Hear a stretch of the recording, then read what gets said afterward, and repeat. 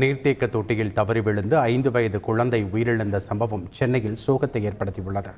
ஒடிசாவைச் சேர்ந்த தம்பதி கிருஷ்ணன் தக்ஷனா தம்பதிக்கு 5 மற்றும் 7 வயதில் 2 குழந்தைகள் உள்ள நிலையில் கட்டட வேலைக்காக சென்னைக்கு வந்து கொண்டித்தோப்பு பகுதியில் தங்கி இருக்கின்றனர். சம்பவத்தன்று தம்பதியின் 2 குழந்தைகளும் கட்டடத்தின் அருகே விளையாடி கொண்டிருந்த நிலையில் 5 வயது குழந்தையான ஸ்ருதி நீர்த்தேக்க தொட்டிக்குள் தவறி விழுந்திருக்கிறார். அனைவரும் கட்டட வேலையில் மும்முரமாக ஈடுபட்டு கொண்டிருந்ததால் குழந்தையை யாரும் கவனிக்காத நிலையில் குழந்தை பரிதாபமாக உயிரிழந்தது பெரும் சோகத்தை ஏற்படுத்தியிருக்கிறது. இந்த சம்பவத்தில் அஜாக்கிரதையாக இருந்ததாக கூறி கட்டட உரிமையாளர் மற்றும் கட்டட ஒப்பந்ததாரர் உட்பட 4 மீது போலீசார் வழக்கு பதிவு செய்து விசாரணை நடத்தி வருகின்றனர். செய்திகளை உடனுக்குடன் தெரிந்து கொள்ள உடனே சப்ஸ்கிரைப் பண்ணுங்க.